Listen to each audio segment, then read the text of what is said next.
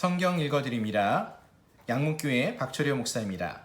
오늘 우리가 함께 살펴보게 될 하나님 말씀은 구약 성경의 시편의 말씀입니다.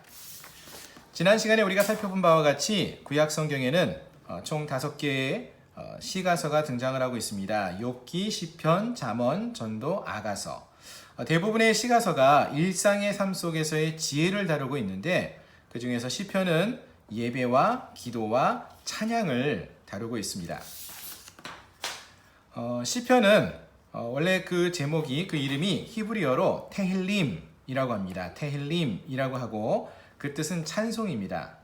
헬라어로는 풋살모이라고 말을 하는데요. 그 뜻은 현악기의 반주에 맞추어 노래하는 것입니다. 그리고 이 헬라어 풋살모이에서 오늘날 시편의 영어 이름인 쌈이 등장하게 됩니다. 결국 이 시편은 이스라엘 백성들이 하나님께 드리는 기도와 찬양의 모음집이다, 이렇게 생각해 볼 수 있겠습니다. 자, 일반적으로 성경은 하나님께서 인간을 향해서 주신 말씀입니다. 하나님의 말씀이지요. 그러나 이 시편은 물론 하나님께서 우리에게 주신 말씀이기도 하지만 또한 하나님을 향한 인간의 목소리, 우리가 드리는 찬양과 기도로 이루어졌다라는 독특한 모습이 있습니다.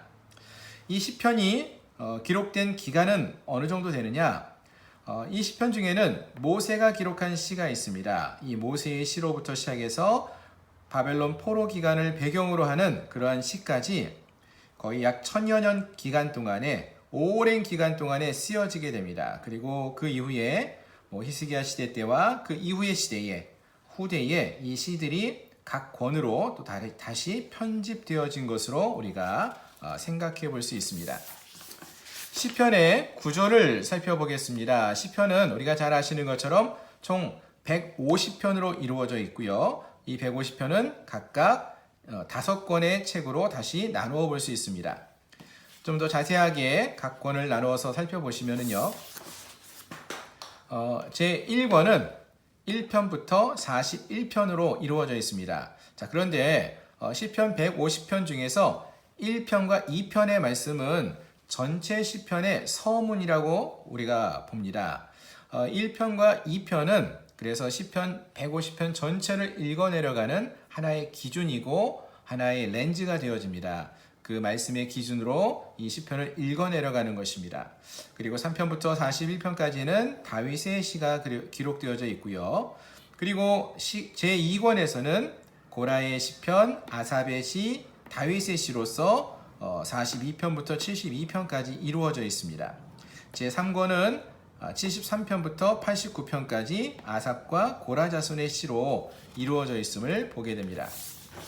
제4권은 90편부터 107편까지 이루어져 있고요. 제5권, 마지막 권에서는 108편부터 150편까지 이루어지는데요. 그 가운데서는 다윗의 시, 할렐루야 시, 그리고 우리가 잘 아는 119편, 시편과 전체 성경 중에서 가장 긴 그러한 성경 장으로 알려져 있는 시편 119편이 있는데요. 이 119편은 히브리어 성경의 히브리어의 알파벳 순으로 시편이 기록되어져 있습니다. 그래서 가장 긴 시이지만 가장 세밀하게 하나님의 말씀을 강조하면서 기록되어져 있는 시편으로 볼 수 있습니다. 그리고 120편부터 134편까지는 성전에 올라가는 노래라고 이렇게 부제가 달려져 있는데요.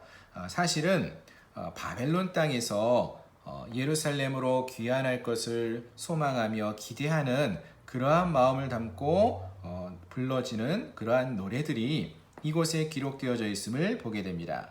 그리고 다윗의 시편을 거쳐서 맨 마지막 146편에서 150편까지의 5가지의 시는 할렐루야 시라고 해서 이 각 시편은 할렐루야로 시작해서 할렐루야로 끝납니다. 여호와를 찬양하라, 여호와를 경배하라 라는 그런 말씀으로 시작해서 끝나는 전체 시편의 결론에 해당되는 말씀이 되어집니다.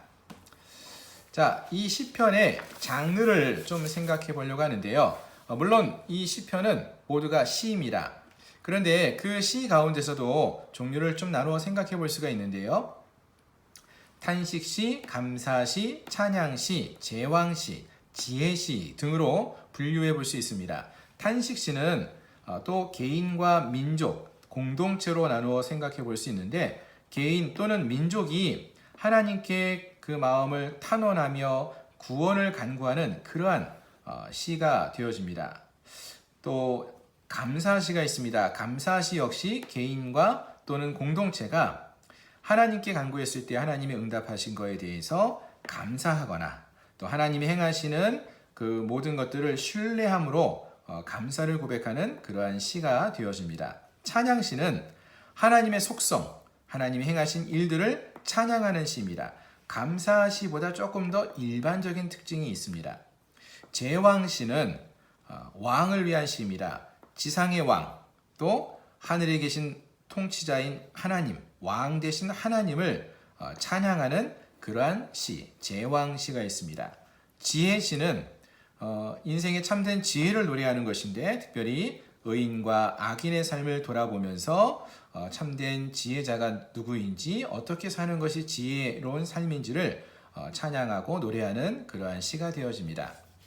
자, 그리고 우리가 시편을 읽어 내려가실 때 주의하면서 보시기 원하는 것 중에 하나가 시라는 문학적 기법 중에 평행법이라는 것이 있습니다. 우리가 시편 말씀을 한글로 읽다가 보면은 일반적인 어떠한 이야기와 구분이 잘 안 가는데요. 이것이 시라는 것을 우리가 특징을 확인해 볼 수 있는 것이 이 평행법을 통해서 알 수 있습니다. 특별히 히브리 시에서는 한 절 안에서 두 문단으로 다시 나누어 볼 수 있는 그런 모습들을 보는데 이 두 문단이 문구가 동의적인 평행법을 이루는 때가 있고 반의적으로 반복적으로 평행을 이룰 때가 있다라는 것입니다. 시편 15편 1절을 보시면은 여호와여 주의 장막에 머무를 자 누구 오며 주의 성산에 머무를 자 누구 오리이까. 동의적인 표현입니다. 장막에 머무르는 자, 성산에 머무르는 사는 자. 동의적으로 비슷한 의미가 반복적으로 사용되고 있습니다. 또 반대로 시편 20편 8절에서는 그들은 비틀거리며 엎드려지고 우리는 일어나 바로 서도다. 반의적, 반대되는 메시지가 평행을 이루면서 사용되고 있죠. 반복적 평행법이라는 것은 같은 단어가 반복적으로 사용되는 것입니다. 너희 권능 있는 자들아 영광과 능력을 여호와께 돌리고 돌릴지어다. 여호와께 그의 이름에 합당한 영광을 돌리며 거룩한 옷을 입고 여호와께 예배할지어다. 돌릴지어다. 돌리어라 라는 말씀이 반복되어 사용되고 있습니다. 자, 마지막으로 그렇다면 오늘 이 시편의 말씀을 우리에게 주신 이유가 무엇이냐? 시편은 우리에게 찬양과 기도하는 법을 가르쳐 줍니다. 정말로 낙심되고 낭망했을 때 찬양할 힘이 없고 기도할 힘이 없을 때에도 이 시편의 말씀을 읽으며 묵상함을 통하여 찬양할 수 있고 기도할 수 있는 법을 배우게 됩니다. 그리고 또 이 시편은 풍성한 성경의 진리에 답할 수 있도록 우리를 훈련시켜 주기도 합니다. 세 번째로 우리의 쓴 감정을 정말로 탄식시와 같은 그러한 시편의 말씀들을 통해 볼 때 우리의 쓴 감정을 기쁨과 감사의 마음으로 바꿀 수 있게 해줍니다. 그래서 우리와 하나님과의 관계를 따뜻하게 회복시켜주는 그러한 역할을 해줍니다. 오늘 우리가 이 시편의 말씀을 함께 읽고 묵상하시면서 이러한 하나님을 찬양하는 삶, 또 하나님과의 관계가 따뜻하게 회복되어지는 그러한 은혜가 있기를 소망합니다. 감사합니다.